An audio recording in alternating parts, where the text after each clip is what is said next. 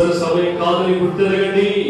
ఆయన త్వరగా రాబోతున్న సమయం, ఆయన త్వరగా ఈ భూమి మీదకు అరుణించలేనున్న సమయం.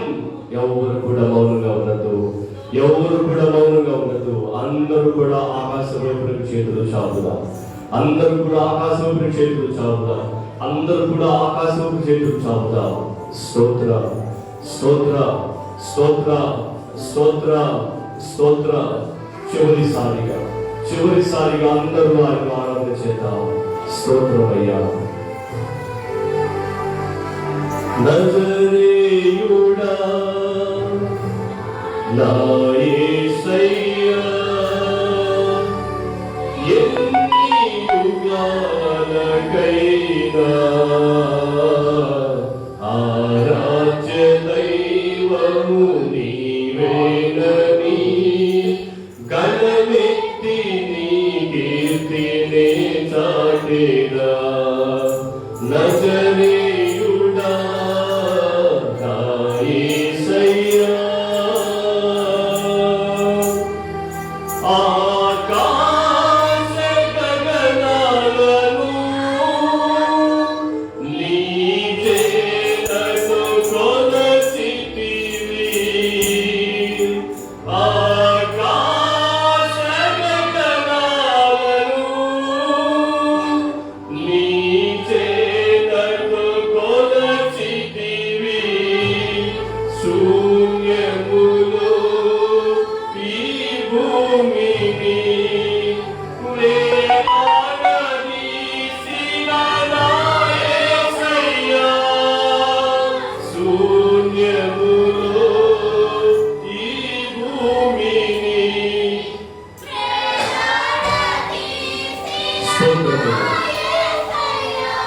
నీకే వందనము, నీకే వందనము, నీకే వందనము యేసయ్యా, నీకే వందనము. నజరేయుడా నా యేసయ్యా, ఆగాధ సముద్రాలకు నీవే ఎల్లలు వేసితివి. ఆగాధ సముద్రాలకు నీవే ఎల్లలు వేసితివి. జలములలో పడితే వెళ్ళిన యేసయ్యా, నన్నేమి చేయవు నా యేసయ్యా. స్తోత్రం. జలములలో పడితే వెళ్ళిన నన్నేమి చేయవు నా యేసయ్యా, నీకే వందనము, నీకే వందనము, నీకే వందనము, నీకే వందనము. నజరేయుడా నా యేసయ్యా, సియోను శిఖరాగ్రము నీ సింహాసనమాయెనా. సియోను శిఖరాగ్రము నీ సింహాసనమాయెనా. సియోనులో నిన్ను చూడాలని ఆశతో ఉన్నాను నా యేసయ్యా. సియోనులో నిన్ను చూడాలని ఆశతో ఉన్నాను నా యేసయ్యా, నీకే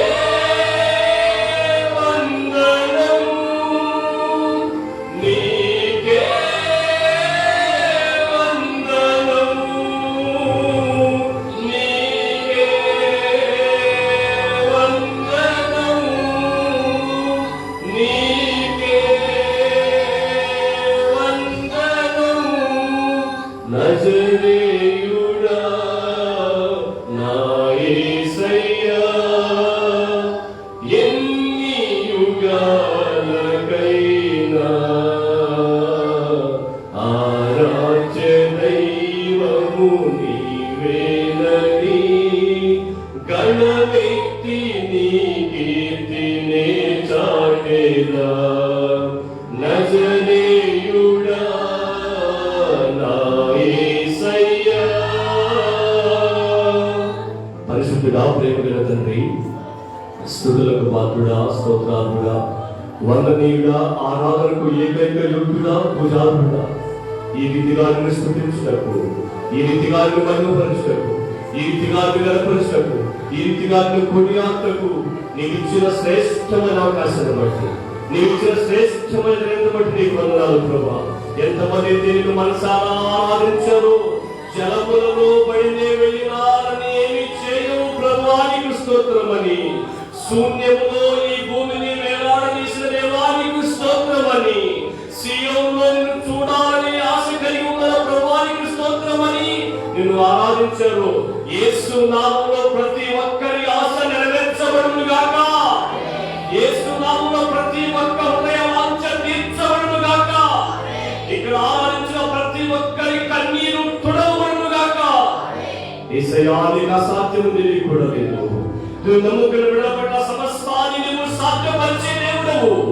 విశ్వాసములకు కర్తయు దాన్ని కొనసాగించువాడైనా నీ వైపు చూసే కృపను ప్రతి ఒక్కరిని బిడ్డ నీవు దయచేయమని, నిశ్చయముగా నీవు అందరికీ చేరుతావు అన్న వాగ్దానం వారి జీవితంలో నెరవేర్చమని ప్రార్థన చేస్తున్నామయ్యా. తుఫాను లాంటి పరిస్థితులు, అపాయకరమైన పరిస్థితులు ఎదురైనా, ఎరుకో గోడలు వారి ముందు నిలిచి ఉన్నా, ఎర్ర సముద్రం వారి ముందు నిలిచి ఉన్నా, నీవు వారితో ఉన్నావని, నీవు వారి యందు ఉన్నావని, నీవు వారిలో ఉన్నావని గ్రహించే వాక్యం ప్రతి బిడ్డకి మీరు దయచేయమని ప్రార్థిస్తూ, అయ్యా నీ మాట మమ్మల్ని బ్రతికిస్తుంది, అయ్యా నీ మాట మమ్మల్ని ఆదరిస్తుంది, యేసయ్యా నీ మాట మమ్మల్ని ఓదారుస్తుంది, యేసయ్యా నీ మాట మా జీవితాన్ని మారుస్తుంది, యేసయ్యా నీ మాట మా కన్నీటిని తుడుస్తుంది, యేసయ్యా నీ మాట మా జీవితానికి యథార్థతను దయచేస్తుంది, యేసయ్యా నీ మాట మా జీవితానికి పరిశుద్ధతను ఇస్తుంది ప్రభువా. యేసయ్యా నీ మాట మమ్మల్ని సరిచేసి నీ రాకడను నిలబెడుతుంది. యేసయ్యా నీకు స్తోత్రం. అటువంటి శక్తి కలిగిన మాటల ద్వారా మాతో మాట్లాడమని, నడిపించబడిన ప్రతి బిడ్డతో మాట్లాడమని, ఆదరించే మాటలైనా, ఓదార్చే మాటలైనా, కన్నీరు తుడిచే మాటలైనా, హెచ్చరించే మాటలైనా, ఖండించే మాటలైనా నీ మాట బ్రతికిస్తుందని, నీ మాట మేలు చేస్తుందని గ్రహించి ప్రతి బిడ్డ కూడా దేవా నాతో మాట్లాడండి అని ప్రార్థన చేసుకున్న ధైర్యం ఇవ్వమని, వచ్చిన ప్రతి బిడ్డతో మీరు మాట్లాడి మీరు మహిమపొందమని యేసుక్రీస్తు నామములో ప్రార్థిస్తున్నాము తండ్రి. ఆమేన్, ఆమేన్, ఆమేన్. అందరూ కూడా కూర్చుందాం, అందరూ కూడా కూర్చుందాం, అందరూ కూడా కూర్చుందాం. రైట్, మనం ఎలా ప్రకారం పాట పాడుతున్నాం కదా, ఆ పల్లవి ఒక్క చరణం మాత్రమే పాడండి. ఈ లోపల దేవుని యొక్క వాక్యాన్ని సిద్ధపరుస్తారు. పాడండి. యేసు రాజుగా వచ్చుచున్నాడు, ఓ లోకమంతా తెలుసుకుంటారు.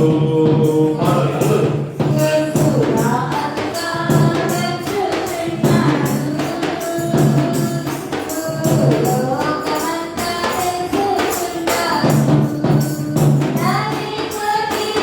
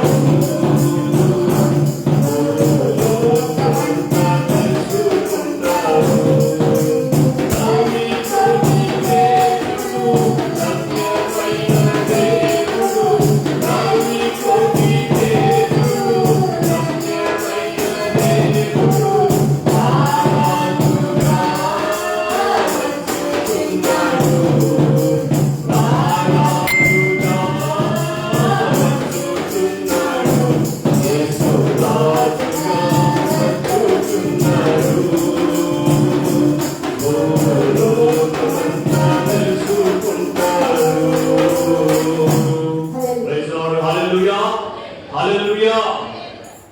ఈ ఆదివారపు ఆరాధనకు నడిపించబడిన మిమ్మలను మీ కుటుంబాలను దేవుడు దీవించి ఆశీర్వదించును గాక. కూడి వచ్చిన మీకు అందరికీ కూడా మన రక్షకుడు యేసుక్రీస్తు నామములో నా హృదయపూర్వక వందనాలు తెలియపరుస్తున్నాను. దేవుడు మిమ్మల్ని మీ కుటుంబాలను దీవించును గాక. దేవుని యొక్క వాక్యంలోనికి త్వరగా వెళ్ళిపోదాం. యేసుక్రీస్తు ప్రభువారు సంఘాన్ని భూమి మీద నుంచి తీసుకు వెళ్ళిపోయిన తర్వాత 7 సంవత్సరముల యొక్క శ్రమల కాలం ఈ లోకం మీదకి రాబోతుంది. మొదటి 3.5 సంవత్సరములో ఎటువంటి సంఘటనలు ఈ భూమి మీద సంభవించబోతున్నాయో మనం ధ్యానం చేశాం. రెండవ భాగమైన 3.5 సంవత్సరంలో ఎటువంటి సంఘటనలు సంభవించబోతున్నాయో మనము ఈ భూమి మీద సంభవించబోతున్నాయో మనము ధ్యానం చేస్తూ వస్తున్నాం. గత ఆదివారం 2 అంశాలను మనం ధ్యానం చేస్తూ వచ్చాం. నాశనకరమైన హేయ వస్తువు పరిశుద్ధ స్థలమందు నిలవబెట్టబడుతుందని, ఆ నాశనకరమైన హేయ వస్తువు ఏంటో, పరిశుద్ధ స్థలం ఎక్కడ ఉందో, ఎక్కడ నిలవబెట్టబడుతుందో, తర్వాత అబద్ధ ప్రవక్త యొక్క సహకారం, రాజకీయ కోణంలో క్రీస్తు విరోధి లోకానికి నాయకుడు, ప్రపంచానికి నాయకుడు అయినప్పుడు క్రైస్తవ మతం తరపున అబద్ధ ప్రవక్త ఆ క్రీస్తు విరోధికి ఎలాగూ సహకారిగా మార్చబడుతూ ఉన్నాడో గత ఆదివారం మనము ధ్యానం చేశాం. 3వ అంశంలోనికి మనము ముందుకి కొనసాగుదాం.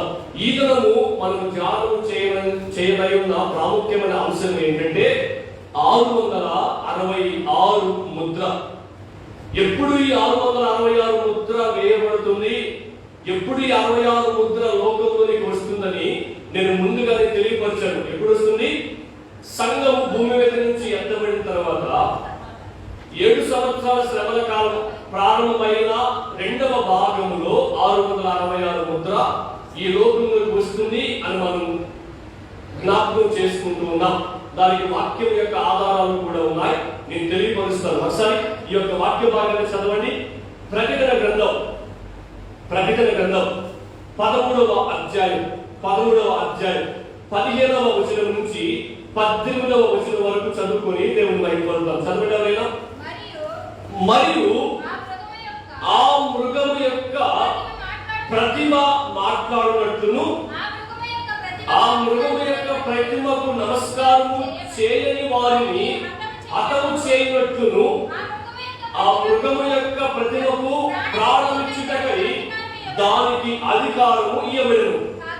కాగా కొద్దివారు గాని, గొప్పవారు గాని, ధనికులు గాని, దరిద్రులు గాని, స్వతంత్రులు గాని, దాసులు గాని అందరూ, ఈ మాట చేసుకోండి, అందరూ తమ కుడి చేతి మీదనైనను తమ నొసటి మీదనైనను ముద్ర వేయించుకున్నట్లు, ఆ ముద్ర అనగా ఆ మృగము పేరైనను దాని పేరిట సంఖ్య అయినను గలవాడు తప్ప క్రయ విక్రయములు చేయుటకు మరి ఎవరికి అధికారము లేకున్నట్లును అది వారిని బలవంతము చేయుచున్నది. చాలండి.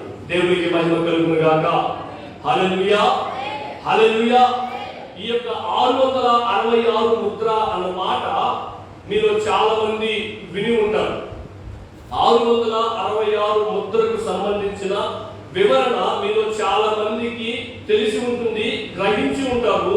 అంత మాత్రమే కాకుండా ఈ యొక్క 666 ముద్రకు సంబంధించిన వివరణలో అనేకమైన తప్పిదాలను, అనేకమైన అపోహలను అనేక మంది నమ్ముతూ ఉంటారు. ఎందుకు ఈ మాట మీకు తెలియపరచాలంటే 666 ముద్రకు సంబంధించిన అనేకమైన వర్తమానాలు మనకు సోషల్ మీడియాలో దొరుకుతూ ఉన్నాయి. చాలా మంది కుడి చేతి మీద ఆ యొక్క ముద్రను వేయించుకున్నట్లుగా మనకు కనబడుతున్నది. మీరు చూడొచ్చు, గూగుల్ సెర్చ్ చేస్తే ఆ యొక్క ఫోటోగ్రఫీ ఇమేజెస్ అన్ని కూడా మీకు కనబడుతుంటాయి.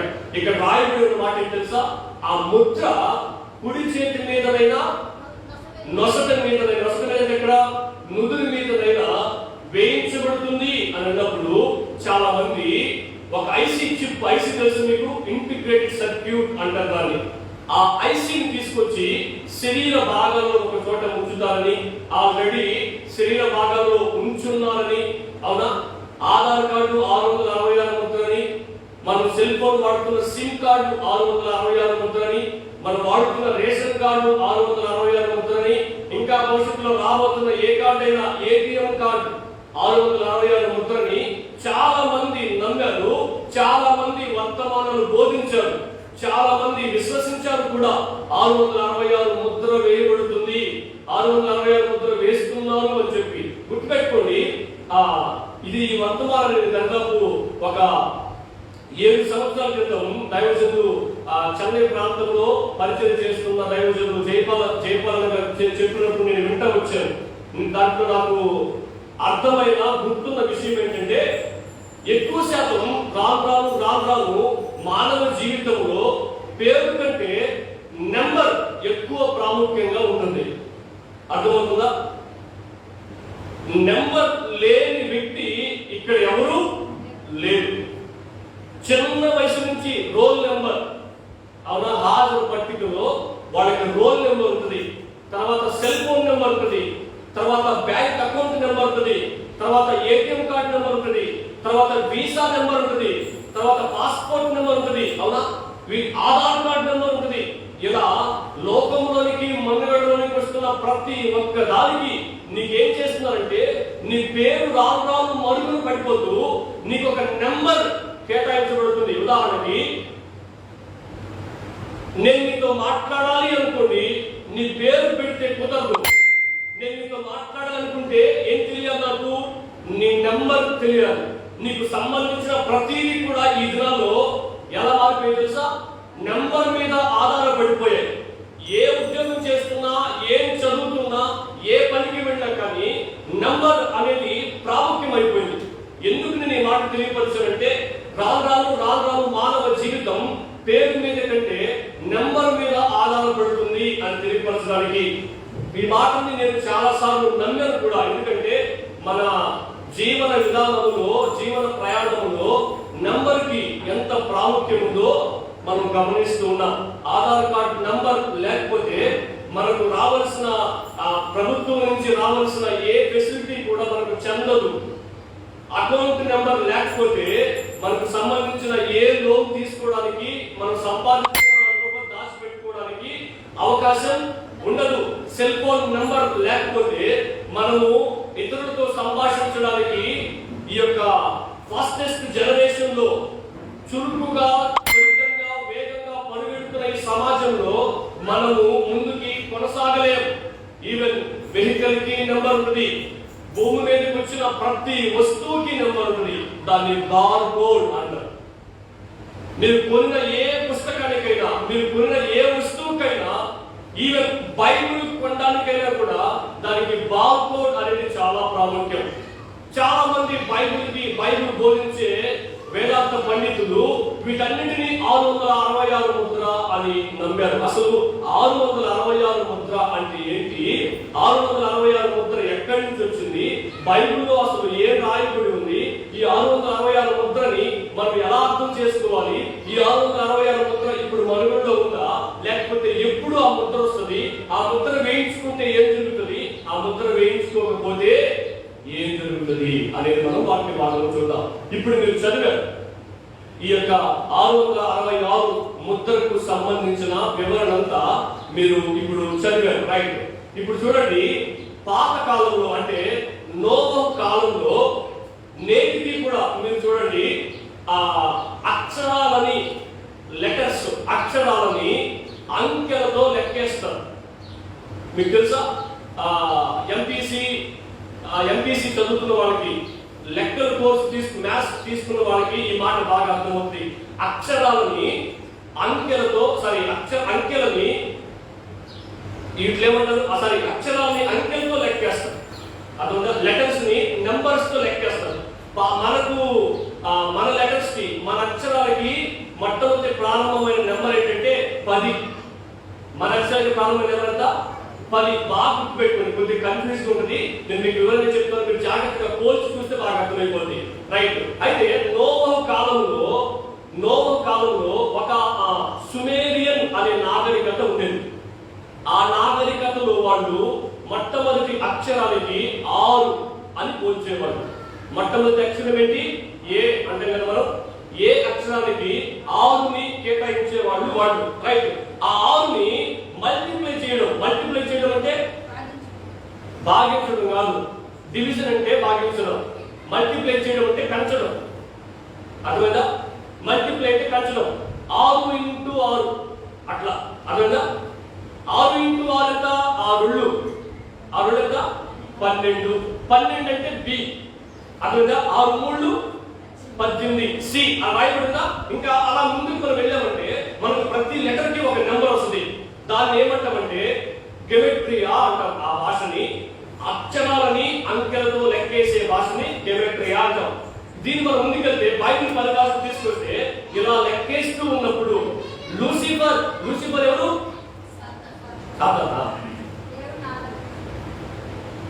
దేవుని ఆరాధించడంలో ప్రధాన దూత లూసిఫర్. అర్థమైందా? పరలోకంలో ఉన్నప్పుడు ఆ వ్యక్తి పేరేంటి? లోకంలో ఉన్నప్పుడు మన పేరేంటి? పాపి. ఇప్పుడు పాపా? ఇప్పుడు పరిశుద్ధుడు. ఎందుకని? పరిశుద్ధుడిని నమ్ముకున్నారు, పరిశుద్ధుని ఆరాధిస్తున్నారు కాబట్టి. హల్లెలూయా. రైట్. చూడండి, లూసిఫర్ ని మనం ఇంగ్లీష్ లో ఇప్పుడు మనం లెక్కేస్తున్నాం కదా, 6 2 6 3 అని. అలా ఎల్కి ఒక లెటర్ ఉంటుంది, యూకి ఒక లెటర్ ఉంటుంది, సికి ఒక లెటర్ ఉంటుంది, ఐకి ఒక లెటర్ ఉంటుంది. ఇలా ఈ నంబర్స్ మనం లెక్కేసుకుంటూ వస్తే లూసిఫర్ ప్లస్ హెల్ 666 వస్తుంది. చాలా మంది మన ముందు సేవకులు ఇలా నమ్మారు. తర్వాత లూసిఫర్ ప్లస్ హెడిస్ 666 వస్తుంది. డెవిల్ అంటే ఎవరు? సాతానుడు. అర్థమైందా? డెవిల్ ప్లస్ షోయల్ అంటే సమాధి, పాతాళం. అర్థమైందా? దీన్ని కలిపితే 666 వస్తుంది. తర్వాత డెవిల్ ప్లస్ డ్రాగన్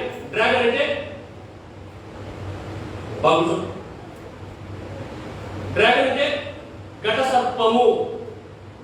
అర్థమైందా? దీన్ని కలిపితే 666 వస్తుంది. మార్క్ ఆఫ్ బీస్ట్ అంటే మృగము యొక్క ముద్ర. అర్థమైందా? దీన్ని కలిపితే 666 వస్తుంది అని వాళ్ళు నమ్మారు. రైట్. ఇంకా కొన్ని ఉన్నాయి. కంప్యూటర్ ఇంగ్లీష్ లో మనం మారిస్తే కంప్యూటర్ మనం అంకెల్లో లెక్కేస్తే 666 వస్తుంది. తర్వాత న్యూయార్క్ సిటీ ఎక్కడ ఉంది? అమెరికాలో ఉంది. ఈ న్యూయార్క్ లెక్కేసినప్పుడు 666 వస్తుంది. వీసా, మీకు ఏటీఎం కార్డు దగ్గర ఏటీఎం కార్డు తిప్పి చూస్తే దగ్గర రాస్తుంది VISA అని రాస్తుంది. ఈ వీసాకు సంబంధించిన 16 డిజిట్ నెంబర్స్ ను కూడా 666 ముద్రతో 666 నంబర్ తో లెక్కించవచ్చు. ఇవన్నీ కూడా లాటిన్ భాషలో ఈ వీసా కార్డు లెక్కించేటప్పుడు లాటిన్ భాషలో 666 వస్తుంది. అంటే ఇది మీరు తెలుసుకోవడానికి మాత్రం చెప్తున్నా, వాక్యం వరకు నేను మరలా వెళ్తాను. ఇది హిస్టరీ. తర్వాత అక్కడ ఒక కిరీటం చూడండి. ఆ కిరీటము ఎవరిది అంటే పోప్ తెలుసా మీకు? పోప్ అంటే తెలుసా? క్రైస్తవ మత పెద్ద.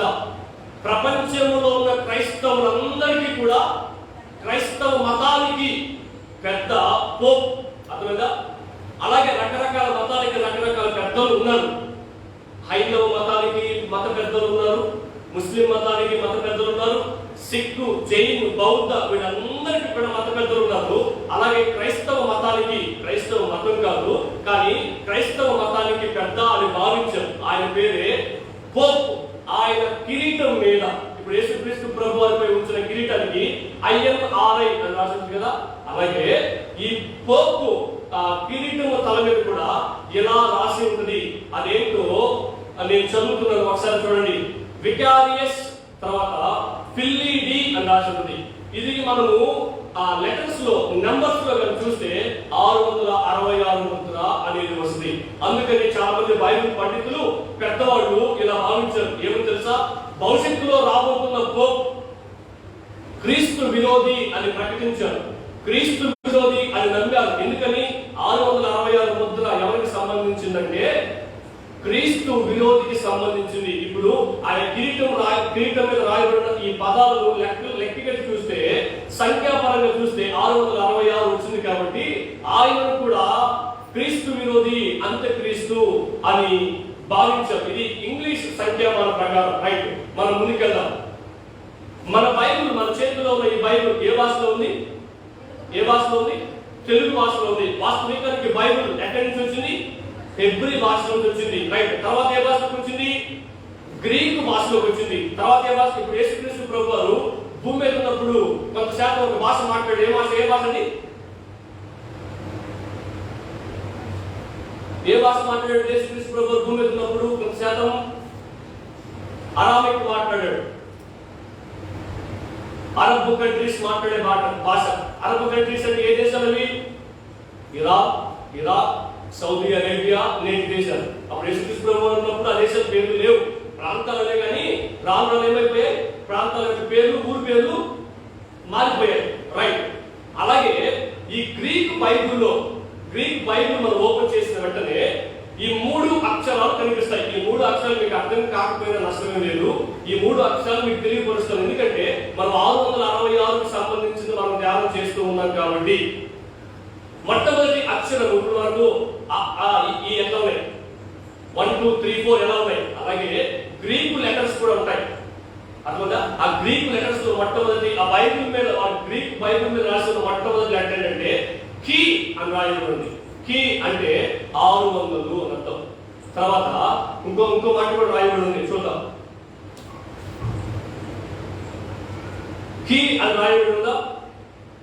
తర్వాత స్కీ అంటారు, అంటే వాళ్ళ భాషలో మన తెలుగులోకి మారిస్తే. తర్వాత స్టిగ్మా అని రాసి ఉంటారు. 660 తర్వాత 6. ఇప్పుడు మనం లెక్క పెట్టి చూడండి. ఈ 666ని మనం ఏమంటాం? 666. 6 తర్వాత 2 సున్నాలు ఉన్నాయి. కుడి వైపుకి వస్తే 0 కూడా లెక్క కడతాం. ఎడమ వైపుకి వస్తే 0కి విలువ లేదు. అంతేనా? 0 తర్వాత 6 ఎంత? 6. 6 తర్వాత 0 ఎంత? 60. రైట్. అంటే అంకె తర్వాత 0 వచ్చింది అనుకోండి, ఆ 0కి విలువ ఉంటుంది. అర్థమవుతుందా? అంకెకి ముందు 0 వచ్చింది అనుకోండి, ఆ 0కి విలువ ఉండదు. రైట్. ఇప్పుడు 6 తర్వాత ఎన్ని 0 ఉన్నాయి? 2 ఉన్నాయి. కాబట్టి 6 కూడా విలువ ఉంటుంది. చెప్పండి ఇప్పుడు ఎంత? 1 10 100 1000 లక్షల్లో లెక్కేసుకుంటే అంతవరకు వరకు 6 లక్షల 6. అంటే మన లెక్క ప్రకారం ఇప్పుడు మనకు రావాల్సింది ఎంత? 666. రైట్. ఇది పై ఉండేది గ్రీక్ లెటర్ మనం చూసాం, 3 లెటర్లు. అర్థంగా? రైట్. ఇప్పుడు అరబిక్ లోకి ఈ లెటర్ను మార్చి చూస్తే అంటే ఏం లేదు, ఇట్లున్న అక్షరాన్ని ఇట్లా తిప్పడమే. చూడండి, తిప్పుకుంటే చూడండి. అరబిక్ లోకి మార్చి చూస్తే అక్కడ రాయబడిన మాట తెలుసా? ఇన్ ద నేమ్ ఆఫ్ అల్లా.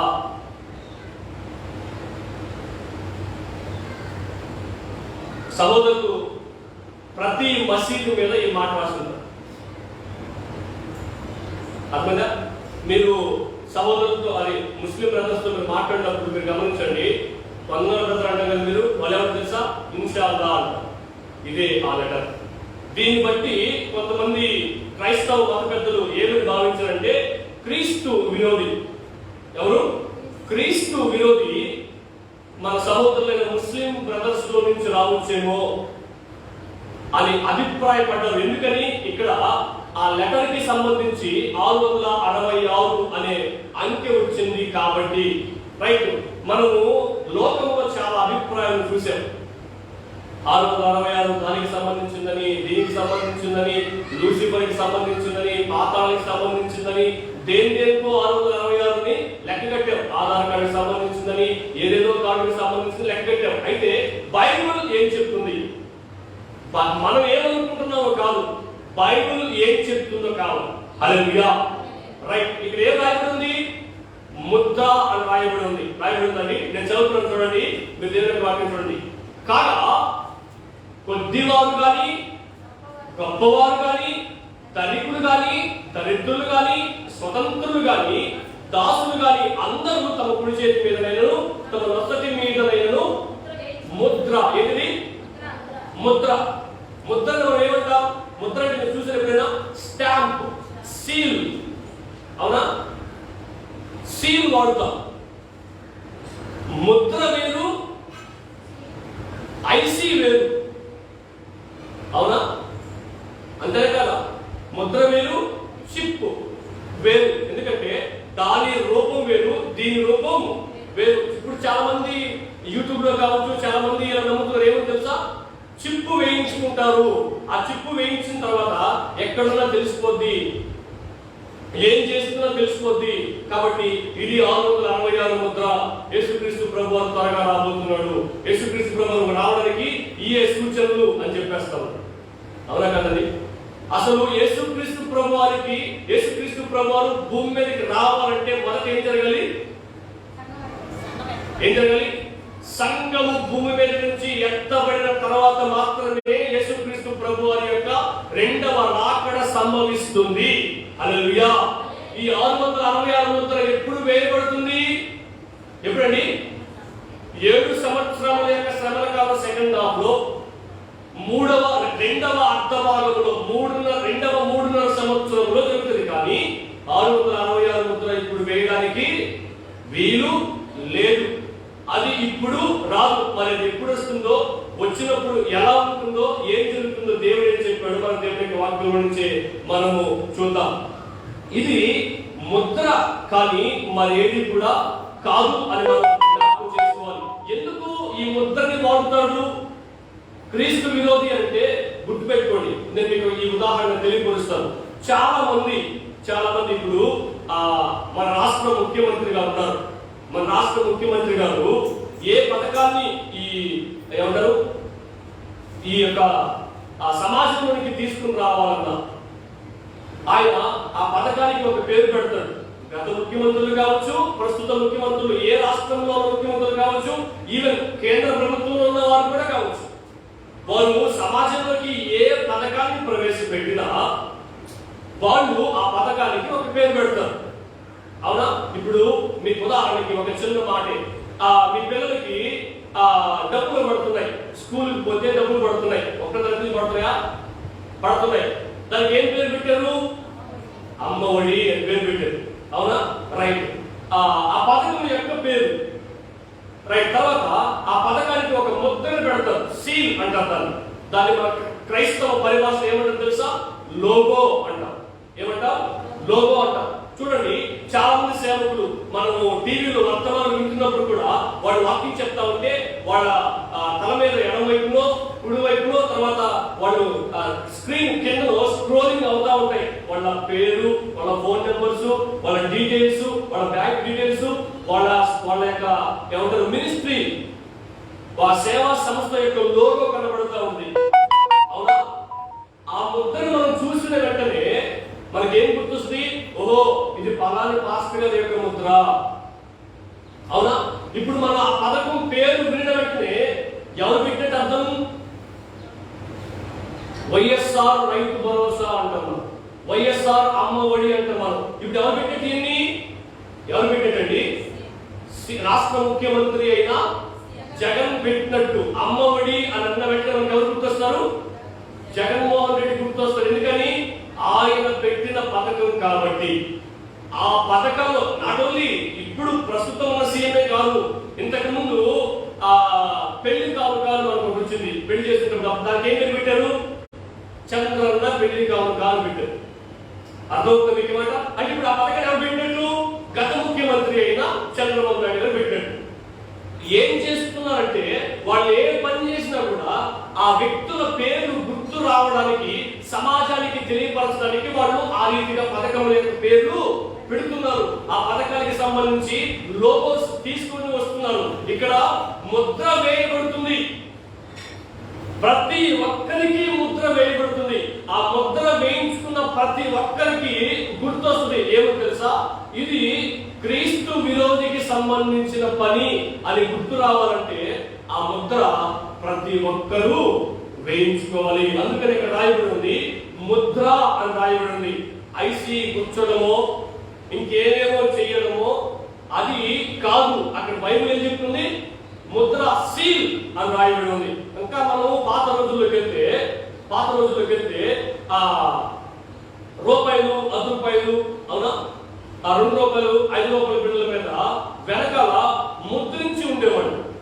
పాత ఏమంటారు, ఇతర దేశాల్లో అయితే ఆ దేశాన్ని పరిపాలిస్తున్న రాజుల యొక్క బొమ్మని ముద్రించేవాడు. ఆ అక్కడ కాయిన్ మనం చూడగానే మనకేం గుర్తొస్తుంది? ఓహో, ఈయన పలాని రాజు.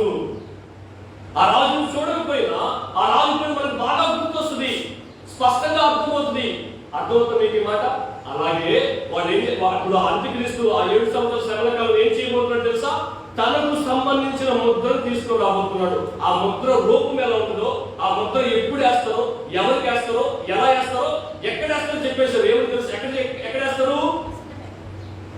కుడి చేతి మీద వేస్తారు, అలాగే నొసటి మీద వేస్తారు. అలా వేయించుకోకపోతే ఏం జరుగుతుందో మనము ముందు చూద్దాం. రైట్, ఇదేంటి? ఫస్ట్ ఏంటి? అది ఒక ముద్ర, సీల్, స్టాంప్ అని మనకు అర్థమవుతుంది. రైట్, మళ్ళీ అదే వాక్య భాగాన్ని చూద్దాం. కాగా కొద్దివారు గాని, గొప్పవారు గాని, ధనికులు గాని, దరిద్రులు గాని, స్వతంత్రులు గాని, దాసులు గాని అందరూ తమ కుడి చేతి మీద తమ నొసటి మీద ముద్ర వేయించుకున్నట్లును ఆ ముద్ర అనగా ఆ మృగము యొక్క పేరైనను దాని పేరిట సంఖ్య అయినను. మృగం అని ఇప్పుడు ఎవరంటున్నాం? క్రీస్తు విరోధిని. అర్థమవుతుంది మీకు మాట? ఇప్పుడు ఈ పనంతా ఎవరు చేస్తున్నారు? క్రీస్తు విరోధి చేస్తాడు. మృగం అన్నప్పుడు మనం ఎవరు గుర్తుపెట్టుకోవాలి? క్రీస్తు విరోధి గుర్తుపెట్టుకోవాలి. క్రీస్తు విరోధి పేరైనను లేదా అంటారు ఇంగ్లీష్ లో.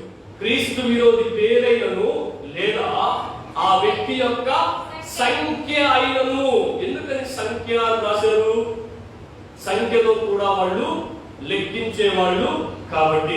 ఇప్పుడు ఆ మృగం యొక్క పేరుని సంఖ్యగా మనం ఎలా మార్చగలం అనేది దేవుని యొక్క వాక్యంలో మనం చూద్దాం. మీరు ఆ ఇమేజ్ చూస్తూ నా మాటల నుండి మీకు అర్థమవుతుంది.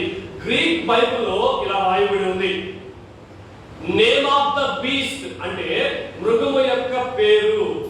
నేమ్ ఆఫ్ ద బీస్ట్ అంటే మృగము యొక్క పేరు లేదా దాని పేరిట నంబర్ ఆఫ్ ది నేమ్, దాని పేరిట సంఖ్య అయినా అని రాయబడి ఉంది. నేమ్ అన్న పదానికి గ్రీక్ లో ఓనోమా అంటారు. ఓనోమా అంటే ఆ ఓనోమా అన్న పదాన్ని దేనికి వాడతామంటే పేరుకి వాడతాం, తర్వాత అధికారానికి వాడతాం, అథారిటీకి వాడతాం, తర్వాత కాజ్ కారణానికి వాడతాం, తర్వాత క్యారెక్టర్ గుణానికి వాడతాం, తర్వాత కీర్తికి కూడా వాడతాం. ఇప్పుడు చూడండి, చాలా మంది వ్యక్తి యొక్క స్వభావాన్ని బట్టి పేరు పెడతారు. అవునంట కాదు? అవునంట. ఆ వ్యక్తికి మనం ఆ పేరు పెట్టామంటే ఆ వ్యక్తి యొక్క స్వభావాన్ని బట్టి ఆ వ్యక్తికి ఆ పేరు పెడతాం. నాకు కృపాదానంద మా సండే స్కూల్ టీచర్ గారు పేరు పెట్టారు. శంకరయ్య అని కృపాదానంద గారు నాకు పేరు పెట్టారు. ఏమని తెలుసా? రవికుమార్ అని పేరు పెట్టారు. నేను మీకు చెప్తున్నాను వాడు ఎందుకు ఆ పేరు పెట్టారు. నేను పెద్ద అడిగాను, ఎందుకు రవికుమార్ పేరు పెట్టారు నాకు అడిగాను. అప్పుడు వాళ్ళు చెప్పిన మాట, మా అమ్మని తీసుకెళ్లి నన్ను వాళ్ళ చేతులు పెట్టినప్పుడు వాళ్ళు నా ముఖం వెలిగిపోతుంది. అందుకని రవి అంటే అర్థమేంటి? సూర్యుడు. అర్థమైందా? రవి అంటే అర్థమేంటి? సూర్యుడు. కాంతివంతంగా ఉన్నావన్న ఉద్దేశంతో నీ పేరు రవికుమార్ అని పేరు పెట్టావు అన్నాడు. మా చెల్లి పేరు రాజకుమారి అని పేరు పెట్టారు. రాజకుమారి అంటే అర్థమేంటి తెలుసా? శారా అని అర్థం. అవునా? శారాయి అని అర్థం. ఈమె అబ్రహాముకి భార్యగా మార్చబడిన తర్వాత తన యొక్క గుణలక్షణాలను బట్టి ఆ రీతిగా ఆమెని పిలవడం జరిగింది. ఒక వ్యక్తి యొక్క స్వభావాన్ని బట్టి, ఒక వ్యక్తి యొక్క వ్యక్తిత్వాన్ని బట్టి, ఒక వ్యక్తి యొక్క పై రూపాన్ని బట్టి ఆ వ్యక్తికి ఆ పేరు పెట్టడం సహజం. అవునా? ఇప్పుడు మీకు కొన్ని పేర్లు ఉంటాయి. ఆ పేర్లకు వెనకాల అర్థాలు కూడా కొన్ని ఉంటాయి. ఆ అర్థం ఎలా తెలుస్తుందంటే మీ స్వభావాన్ని బట్టి తెలుస్తుంది. ఏంటి? మీ స్వభావాన్ని బట్టి తెలుస్తుంది. చాలా పేర్లు ఉన్నాయి లోకంలో, మీరు గమనించండి. ఆ వ్యక్తికి ఆ పేరుకి సంబంధించి ఆ వ్యక్తి స్వభావాన్ని బట్టి అర్థం ఖచ్చితంగా వస్తుంది. అర్థమవుతుంది మీకు మాట? ఇక్కడ కూడా ఆ మనోమా అంటే అధికారము, కారణము, గుణం, క్యారెక్టర్, కీర్తిని బట్టి ఆ యొక్క పేరుని లెక్కించడం జరుగుతూ ఉంటుంది. మనం ఇంకా ముందుకెళ్దాం. రైట్, మూడవది ఏంటి తెలుసా? చూడండి, మూడవది ఏంటి? మరలా నేను వాక్య భాగాన్ని చదువుతా ఉన్నాను. ఎక్కడ ఉన్నారు మీరు? ప్రకటన గ్రంథం 11వ అధ్యాయం 15వ వచనం నుంచి 18వ వచనం వరకు. కాగా కొద్దివారు గాని, గొప్పవారు గాని, ధనికులు గాని, దరిద్రులు గాని, స్వతంత్రులు గాని, దాసులు గాని అందరూ తమ కుడి చేతి మీదనైనను తమ నొసటి ఎందైనను. రైట్, మూడవదిగా మనం ఏం నేర్చుకోవాలి తెలుసా? ఈ ముద్ర మనకు ఎక్కడ వేయబడుతుంది అంటే కుడి చేతి మీద వేస్తారు లేదా నొసటి మీదైనా వేస్తారు. రైట్. ఎవరెవరు వేయించుకోవాలి ఇది? ఎవరెవరు వేయించుకోవాలి? ఈ రోజుల్లో మీలో కొంతమందికి రేషన్ కార్డు ఉంటాయి. అందరికీ ఉన్నాయా? అందరికీ ఉన్నాయా? ఎందుకు లేవు? ఎందుకు లేవు? ఇంతకు ముందు రేషన్ కార్డు కొన్ని భాగాలను విభజించారు, అవునా? గ్రీన్ కార్డ్ అని, పింక్ కార్డ్ అని అర్థమవుతుందా? దిగువ మధ్యతరగతి వాళ్ళకి రేషన్ కార్డు, వాళ్ళు అర్హులు. మిగతా వాళ్ళు ధనికులు, వాళ్ళు గవర్నమెంట్ ఉద్యోగస్తులు రేషన్ కార్డుకి అర్హులు కాదు. ఆస్తిపాస్తులు ఉన్న వాళ్ళు రేషన్ కార్డుకి అర్హులు కాదు. కాబట్టి రేషన్ కార్డు కొంతమందికి మాత్రమే వర్తిస్తుంది, అందరికీ వర్తించదు. కానీ ఇక్కడ రాయబడిన మాట తెలుసా? ఈ ముద్ర లోకంలో బ్రతికున్న ప్రతి ఒక్కరూ వేయించుకోవాల్సిందే. హల్లెలూయా! ప్రతి ఒక్కరూ వేయించుకోవాల్సిందే. వేయించుకోకపోతే ఏం జరుగుతుందో చూద్దాం. ఈ ముద్ర వేసేది ఎవరండి? ఈ ముద్ర వేసేది ఎవరు? క్రీస్తు విరోధి. అక్కడ ఇంకెవరూ ఉండరు. ఎందుకని? గత మెసేజ్ నేను చెప్పాను. ఏమని తెలుసా? ప్రపంచమంతా ఒకే ప్రభుత్వం. చెప్పినమాట. ఈ రోజు మన రాష్ట్రానికి ఒక ప్రభుత్వం, పక్క రాష్ట్రానికి ఒక ప్రభుత్వం, కేంద్రంలో ఒక ప్రభుత్వం, మిగతా పక్క దేశాల్లో రకరకాల ప్రభుత్వాలు ఉన్నాయి. కానీ క్రీస్తు విరోధి యుద్ధం చేసి గెలిచిన తర్వాత ఏ రాష్ట్రంలో అయినా ఏ దేశంలోనైనా ఒకే ప్రభుత్వం ఉంటది. అటువైనా ఒకే రాజ్యంగా పిలువబడుతుంది. ఆ ప్రభుత్వానికి నాయకుడు ఎవరంటే క్రీస్తు విరోధి. ఆ ప్రభుత్వానికి పెద్ద ఎవరంటే క్రీస్తు విరోధి. ఇంకెవ్వరు ఉండడానికి వీలు లేదు. అర్థమైందా? ఆయన ప్రభుత్వం కిందకు వచ్చిన ప్రతి మనిషి ఈ సీల్, ఈ ముద్రను వేయించుకోవాల్సిందే. రైట్. ఎవరెవరు వేయించుకోవాలంట? అక్కడ రాయబడిన మాట చూడండి. గొప్పవారు, ధనికులు, కొద్దివారు, దరిద్రులు, స్వతంత్రులు, దాసులు. చూసారా? అన్ని కేటగిరీస్ కి చెందిన వాళ్ళు వచ్చేసారు. ఎందుకని ఇట్లా కేటగిరీలో డివైడ్ చేశారు అంటే చెప్తారు చూడండి. భారతదేశంలో వ్యక్తుల యొక్క కులాన్ని బట్టి సమాజాన్ని విభజించారు, అవునా? అది మనం నిర్ణయించుకునే కులం అనేది దేవుడు నిర్ణయించింది కాదు. దేవుడు ఒక వ్యక్తిని ఒక రకంగా, ఒక వ్యక్తిని ఒక రకంగా చూడడు. ఎందుకంటే ఇతన్ని ఒక రకంగా సృష్టించిన వాడు ఆయన కాదు. కాబట్టి అందరినీ ఒకే రకంగా సృష్టించాడు. అందరూ ఆయన బిడ్డలే. అందరికీ దేవుడు ఆయనే. హల్లెలూయా! ఇంకో మాట చెప్తాను చూడండి. నీ కడుపున ఇద్దరు బిడ్డలు పుట్టారు. ఒక బిడ్డను ఒక రకంగా, ఒక బిడ్డ ఒక రకంగా చూస్తావా? దేవుడు కూడా అంతే కదా. కానీ భారతదేశంలోకి వచ్చేసిన తర్వాత ఎందుకు అలా విభజించారు అనేది మనం ఇప్పుడు ప్రస్తుతానికి అప్రస్తుతం. కానీ అది తర్వాత మనం ధ్యానం చేద్దాం. ఎందుకు కులాన్ని బట్టి భారతదేశంలో ఉన్న కొంతమంది మనుషులను విభజించేశారు, సమాజాన్ని విభజించేశారు, మనం తర్వాత చూద్దాం. భారతదేశంలో కులాన్ని బట్టి సమాజాన్ని విభజించారు, అవునా? అవునంటే కాదంట. కులాన్ని బట్టి మనుషులు వేరైపోయారు. ఆ కులంలో ఉన్నవాడు ఒక రకంగా, ఈ కులంలో ఉన్నవాడు ఒక రకంగా, ఆ కులంలో ఉన్నవాడు ఒక రకంగా లేనంటారా? ప్రాంతాలు కూడా వేరైపోయాయి. దేని బట్టి? కులాన్ని బట్టి. భారతదేశంలో దౌర్భాగ్యం. అందుకనే భారతదేశం ఎదగట్లేదు. తర్వాత మనం చూద్దాం. కొన్ని మతాలు అయితే వాంటెడ్గా విభజించారు, వాంటెడ్గా డివైడ్ చేశారు. ఇంకో మాట చెప్పనా? ప్రార్థన చేసుకోవడానికి దేవుడి దగ్గరికి వెళ్ళనిచ్చేవాడు కాదు. దేవునికి మహిమ కలుగును గాక.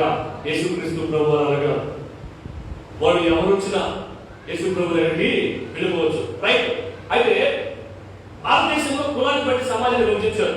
యూరోప్ లో అయితే, అమెరికాలో అయితే వ్యక్తి యొక్క స్థాయిని బట్టి, అదవుతుంది ఈ మాట, వ్యక్తి యొక్క స్టేటస్ బట్టి మనుషుల్ని డివైడ్ చేస్తారు.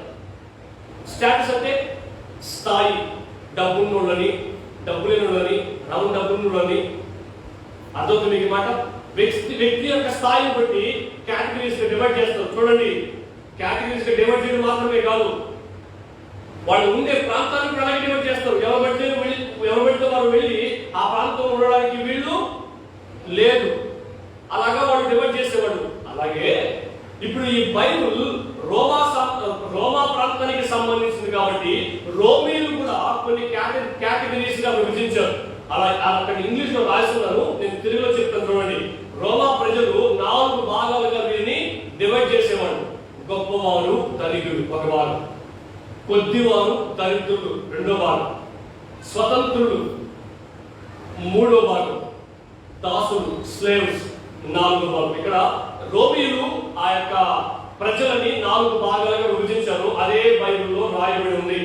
తర్వాత మనం చూద్దాం, అందరూ అన్నమాట రాయబడి ఉంది.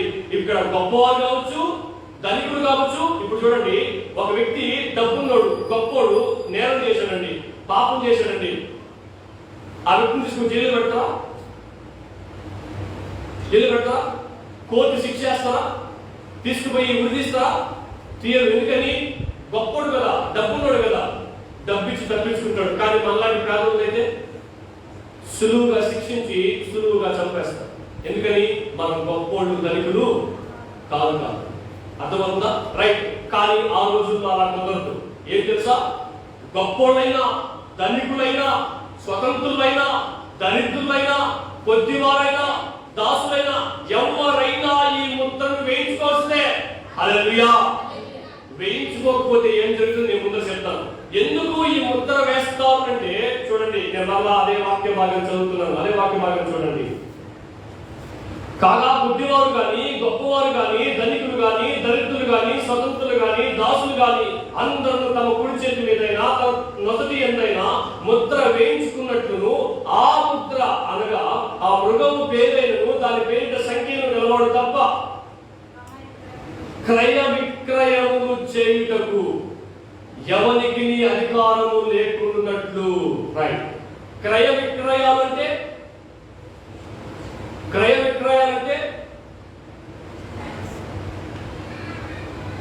కొనుగోలు చేయడం, అమ్మడం. కొనుక్కోవడం, అమ్మడం. ఇప్పుడు మనం కష్టపడి పనిచేసాం, పనిచేసిన 4 రూపాయలు వచ్చాయి. భోజనం వస్తుంది సుయేత పెట్టుకో, లేదా ఎంతో పెట్టుకో, పోయి కొనుక్కోవా. అంతేనా? కూరగాయలు కొనుక్కోవాలి మనం. క్రయ విక్రయాలు చేయాలి మనం. ఆమె అమ్మాలా, మనం కొనుక్కోవాలి. అర్థమైందా? ఆమె అమ్మడానికైనా మనం కొనడానికైనా ఆ రోజుల్లో ఈ కుడి చేతి మీద ముద్ర ఉంటే జరుగుతుంది, నొసటి మీద ముద్ర ఉంటే జరుగుతుంది. అంటే అర్థం తెలుసా? ముద్ర వేపించుకుంటున్నాడు అని అర్థం తెలుసా? క్రీస్తు విరోధిని అంగీకరిస్తున్నాడు అని అర్థం. అక్కడ రాయబడింది ఏంటి? క్రీస్తుకి విరోధి అతను. క్రీస్తుకి విరోధి అతను. లోకంలో ఉన్న వాడు వేపించుకుంటారేమో, నువ్వు నేను వేపించుకోగలమా? ఎందుకని? అతను క్రీస్తు విరోధి కాబట్టి. మనము క్రీస్తుని నమ్మిన వారు కాబట్టి మనం వేపించుకోవడానికి అవకాశం లేదు. ఆ రోజుల్లో ఏంటంటే తెలుసా? వేపించుకోకపోతే కూరగాయలు కూడా కొనుక్కోలేదు, బియ్యం కూడా కొనుక్కోలేదు, సరుకులు కూడా కొనుక్కోలేదు, బట్టలు కూడా కొనుక్కోలేదు, పెట్రోల్ కూడా కొనుక్కోలేదు, చీకర పుల్ల కూడా కొనలేదు. ఎందుకని? ప్రభుత్వం క్రీస్తు విరోధి కాబట్టి. ప్రభుత్వం క్రీస్తు విరోధి చేతులకు ఎలా వెళ్ళింది? దేవుడే ప్రభుత్వాన్ని క్రీస్తు విరోధి చేతులకు ఇచ్చేశాడు. హల్లెలూయా.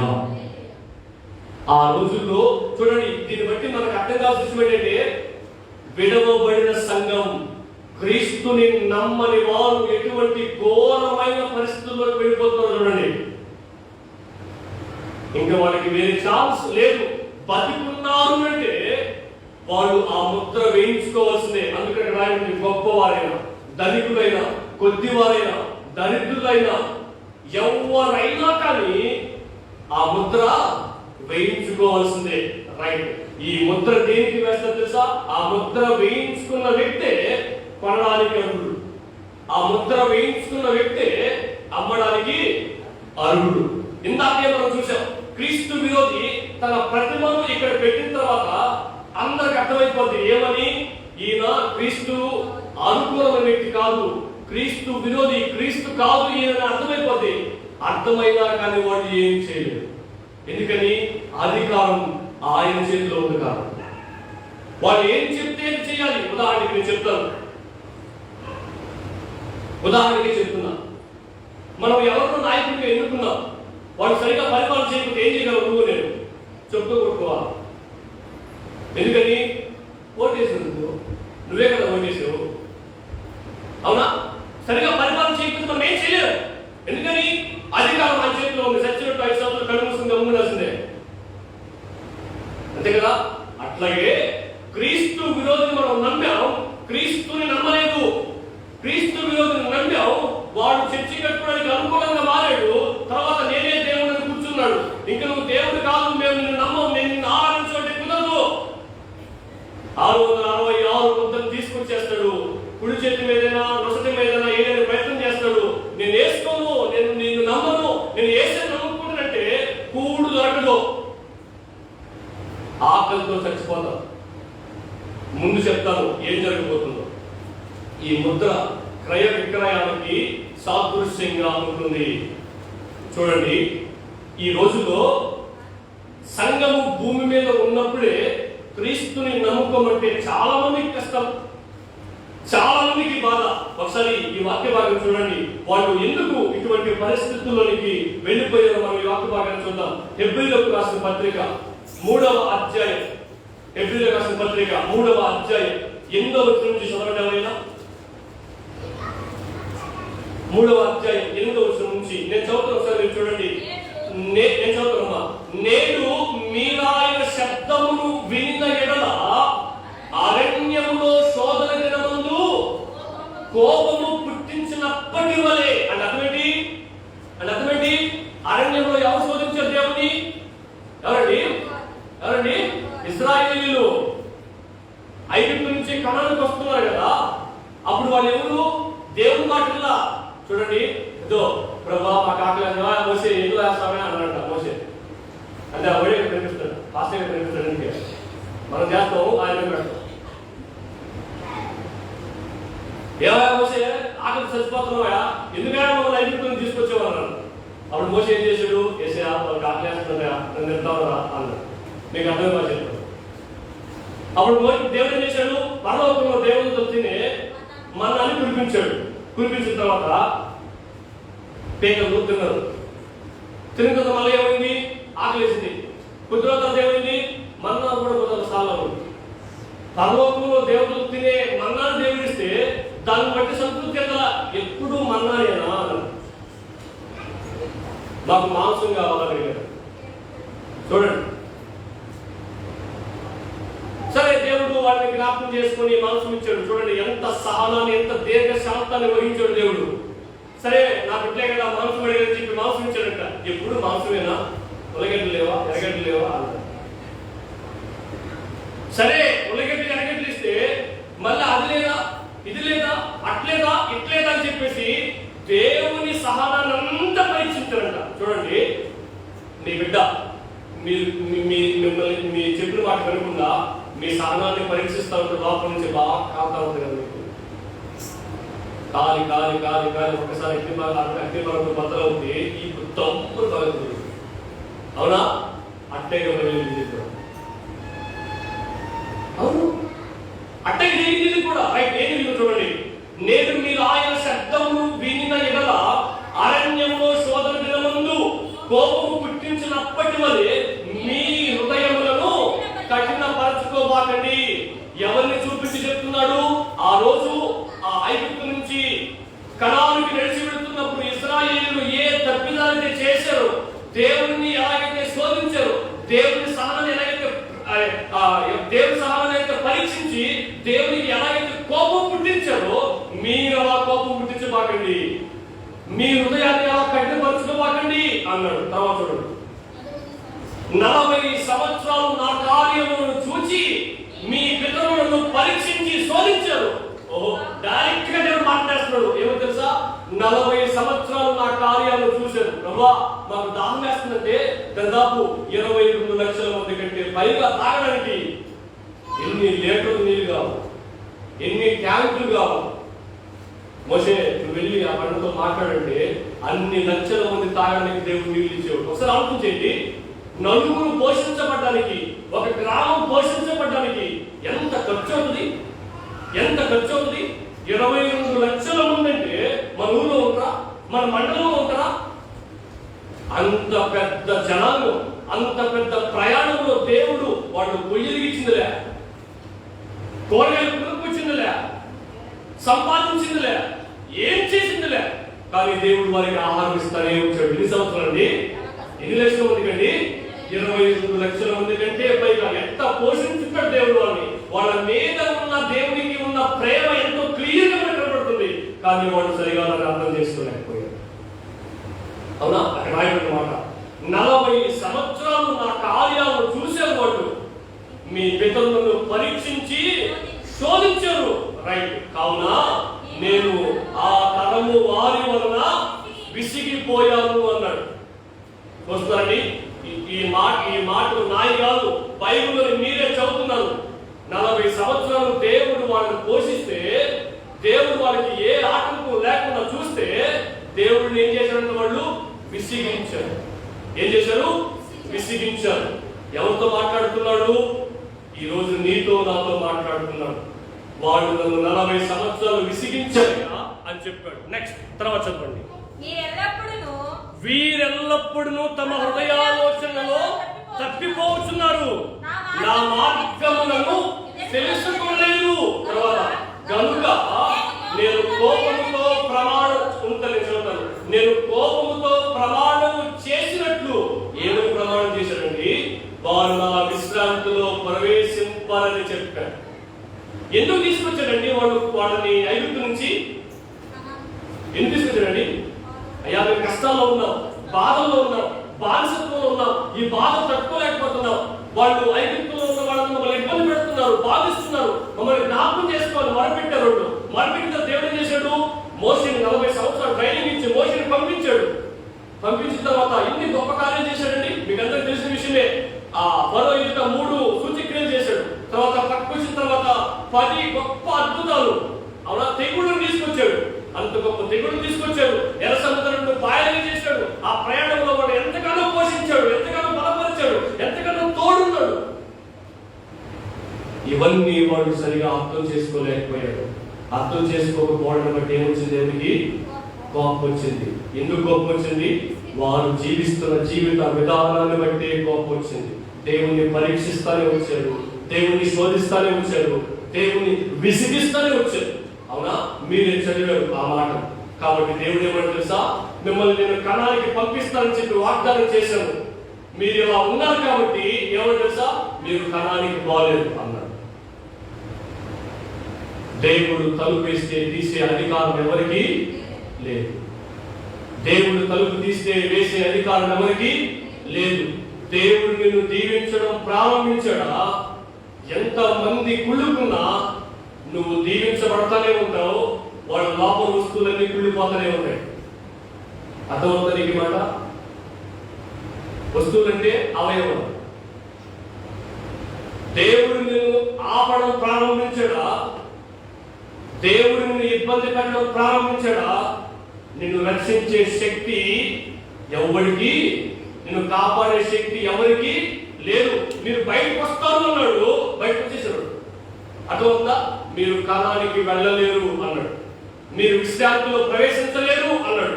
ఏం జరిగిందో సహోదరులారా, బైబిల్ చదువుతున్నాను. జీవము గల దేవుని విడిచిపోవనట్టి విశ్వాసము లేని దుష్ట హృదయము మీలో ఎవరి ఎందైనను ఒకవేళ ఉందేమో జాగ్రత్తగా చూసుకోండి అన్నాడు. వాళ్ళతో కాదు మాట్లాడింది, మీతో మాట్లాడుతున్న మాట. విశ్వాసము లేని దుష్ట హృదయం అంటే అర్థం ఏంటి తెలుసా? దేవుడిని బతికిస్తాడు, అయినా నీకు దేవుని మీద విశ్వాసం ఉండదు, దేవుని మీద ప్రేమ ఉండదు. దేవునికి ప్రతి పూట అన్నం పెడతాడు, దేవునికి సంపాదన ఇస్తాడు, దేవునికి బట్టలు ఇస్తాడు, దేవునికి అన్ని ఇస్తాడు, నీ బిడ్డలకు భవిష్యత్తు ఇస్తాడు, నిన్ను ప్రాణంతో బతికిస్తాడు, నిన్ను రక్షిస్తాడు, నీ కొరకు ప్రాణం పెడతాడు, నీకు వాక్యాన్ని అందిస్తాడు, వాక్య సంబంధం నిన్ను బలపరుస్తూనే ఉంటాడు. అవన్నీ కూడా నీకు రుచించవు. అందుకని దేవుడు ఏమో తెలుసా? విశ్వాసము లేని దుష్ట హృదయం మీలో ఒకవేళ ఉందేమో, ఒక మాట చెప్పనా, నాతో కూడా పోల్చుకుని చెప్తున్నా, విశ్వాసఘాతకులుగా ఉండబాకండి. అవసరం ఉన్నప్పుడు ఒక రకంగా, అవసరం లేనప్పుడు అవసరం తీరిన తర్వాత మనిషిని మర్చిపోయి ఒక రకంగా ఉండద్దు అన్నాడు దేవుడు. ఆకలి వేసినప్పుడు దేవుడు గుర్తొచ్చాడు నీకు, దాహం వేసినప్పుడు దేవుడు గుర్తొచ్చాడు నీకు, అరణ్యంలో ఎరుకో గోడలు అడ్డొచ్చినప్పుడు దేవుడు గుర్తొచ్చాడు నీకు, ఎర్ర సముద్రం అడ్డొచ్చినప్పుడు గుర్తొచ్చాడు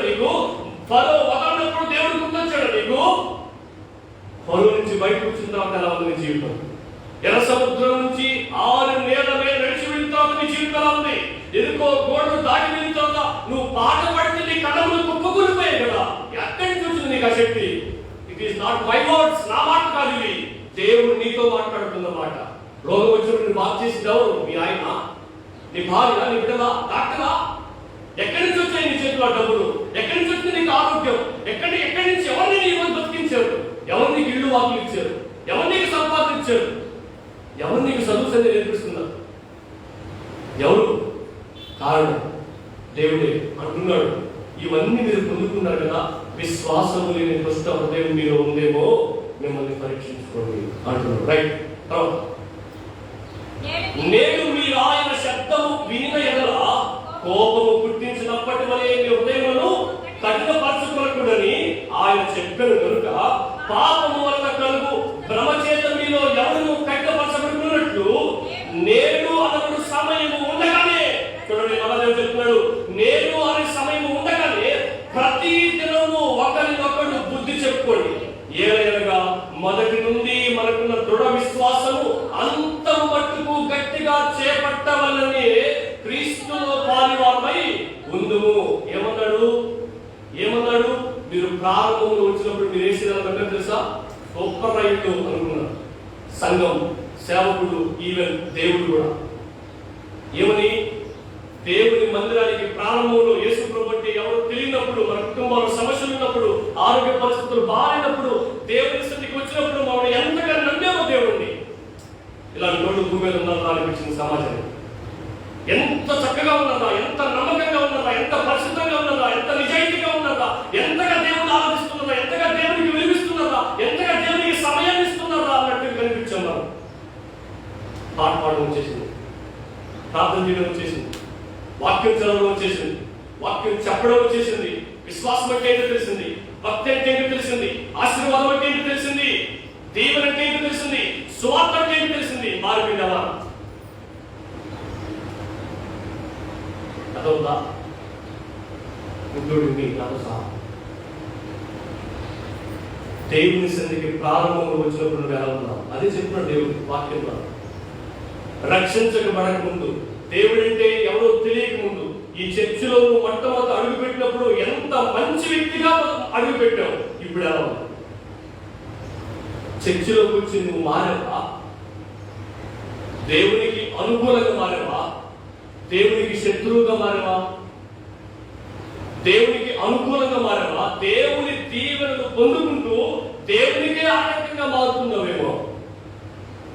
దేవుని నమ్ముకున్న నీవు అనేకులు నమ్ముకొని కూడా చేస్తున్నావేమో. నీ జీవిత విధానాన్ని బట్టి, నీ ప్రవర్తనను బట్టి సేవకునితో ఒక రకంగా మాట్లాడతావు, సేవకుని ముందు ఒక రకంగా ఉంటావు, సేవకుని బయటకు వెళ్ళిన తర్వాత, సంఘం నుంచి బయటకు వెళ్ళిన తర్వాత ఇంకొక రకంగా ఉంటున్నావు. అది అనుకూలం ఎలా ఉంటుంది?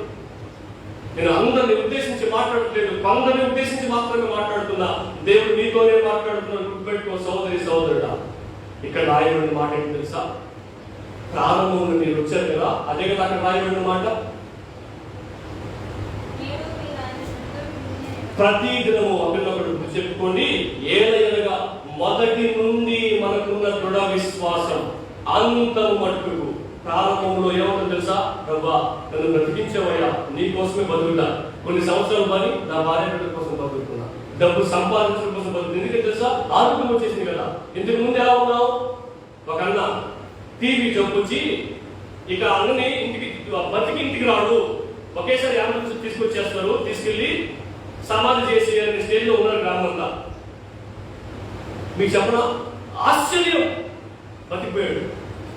ఆరోగ్యం పరిపూర్ణంగా వచ్చేసింది. ఇప్పుడు ఏం చేస్తాడు తెలుసా? వడ్డీ వ్యాపారం చేస్తున్నాడు. ఆ రోజు ఆ టీవీ హాస్పిటల్లో మరణ పడక మీద ఉన్నప్పుడు అన్నం చూసినప్పుడు ఏమంటే తెలుసా? ఏసయ్య ఒక్కసారి బతికించేసి నీ కోసం బతుకుతాడు.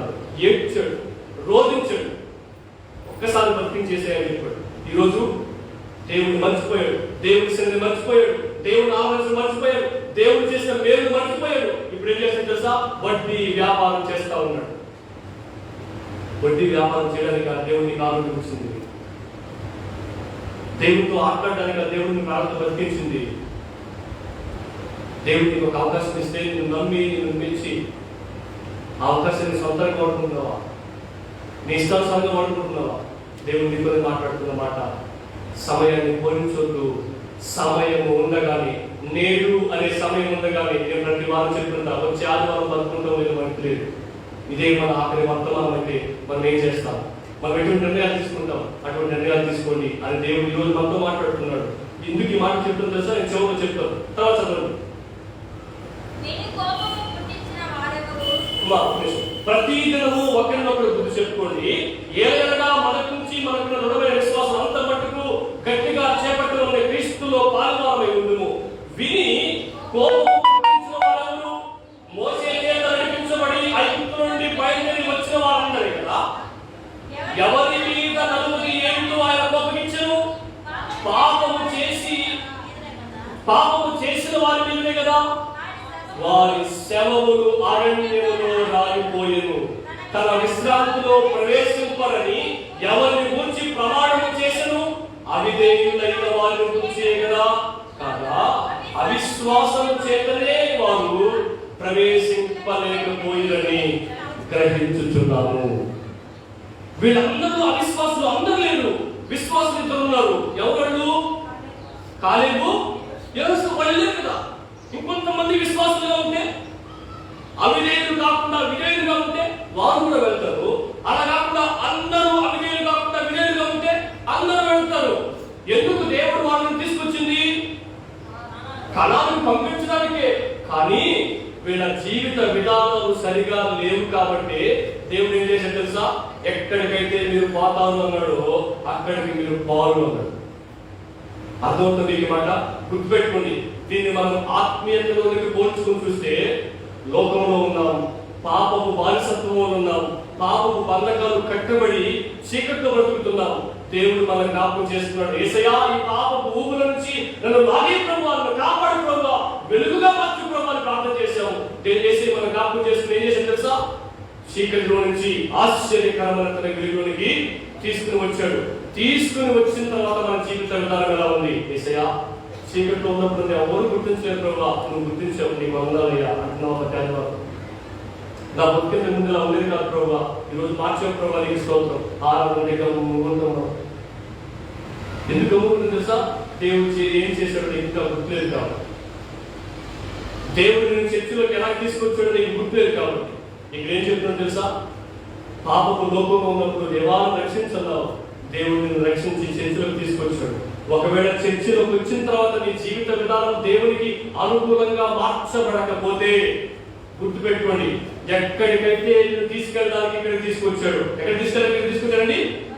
పరలోక రాజ్యానికి, ఆయన ఉండే స్థలంలోనికి. యేసయ్య అన్నాడు, నేను మిమ్మల్ని అనాథలుగా విడిచిపెట్టను, నేను వెళ్తాను, మరలా మీ మధ్యకి వస్తాను, నేనుండే స్థలానికి మిమ్మల్ని అందరినీ తీసుకుని వెళ్ళడానికి వస్తాను అన్నాడు. ఇక్కడికి ఎందుకు తీసుకొచ్చాడు తెలుసా? మనందరినీ ఆయన ఉండే స్థలానికి తీసుకుని వెళ్ళడానికి. మనం రక్షించబడక ముందే మనకు వాగ్దానం చేశాడు. ఇప్పుడు ఆయన ఉండే స్థలానికి తీసుకుని వెళ్తానని చెప్పాడు. ఆయన ఉండే స్థలానికి వెళ్ళడానికి మనకు అర్హత లేకపోతే, వీళ్ళకి అర్హత లేదు, దేవుడు అవకాశం ఇచ్చాడు, వీళ్ళు కోల్పోయారు. దేవుడు నీకు పరలోక రాజ్యానికి వెళ్ళే అవకాశం ఇచ్చాడు. నీ జీవిత విధానాన్ని బట్టి దేవునితో, దేవుని సంఘముతో, దేవుని పరిచయంతో ఆటలాడుకుంటూ ఉన్నావా? దేవుడు ఏం చేస్తాడు తెలుసా? విడిచిపెట్టి వదిలిపెట్టి 7 సంవత్సరాల శ్రమల కాలానికి నేను అప్పగించి, ఎవరైతే దేవునికి, దేవుని సేవకి, దేవుని పరిచర్యకి అనుకూలంగా ఉంటారో వాళ్ళని ఆయన ఉండే స్థానంలోకి తీసుకుని వెళ్తాడు. హల్లెలూయా. యెహోషువ, కాలేబు ఎలాగైతే ఆయన ఉండే కనాను భూమికి, వాగ్దాన భూమికి, పాలు తేనెలు ప్రవహించే దేశానికి అడుగు పెట్టారో, అలాగే మనం అనుకూలంగా ఉంటే ఆయన ఉండే స్థలంలోనికి అడుగు పెడతాం. అనుకూలంగా లేకపోతే 7 ఏళ్ల శ్రమల కాలానికి అప్పగించబడతాం. అదే చెప్పిన మాట, అదే అక్కడ చెప్పిన మాట. ఏమో తెలుసా? ఆ రోజు రాబోతున్నాడు క్రీస్తు విరోధి, ఒక ముద్ర వేస్తాడు నీకు, లేకపోతే నువ్వు ఈ లోకంలో ఏమీ పర్లేదు. యేసు ప్రభుని ఆరాధించడానికి నీకు అవకాశమే ఉండదు. ఈ రోజు ఆరాధిస్తున్నావు తల్లి, ఆరాధిస్తున్నావు. ఒక మాట చెప్పనా? ఆ సహోదరుడు యవనస్తులు ఒక అబ్బాయిని అడిగాడు, ఏమో తెలుసా? ఒకవేళ సంఘం ఎత్తబడిన తర్వాత ఆ శ్రమను చూసి, బా యేసయ్యా తప్పు చేసిన క్షమించయ్యా అని అంటే దేవుడు మళ్ళా క్షమించి రక్షిస్తాడా అని అడిగాడు. మంచిదే. ఇప్పుడు నోరు ఉంది, బలం ఉంది, శక్తి ఉంది, ఎవరు నీ చేతి మీద కత్తి పెట్టలా, చంపేస్తా, కాల్చేస్తా అనలా, ముద్రేపించుకో, లేకపోతే నేను చర్చికి పోలేను అనలా. ఇప్పుడు పాడుతున్నావా? పాడట్లే.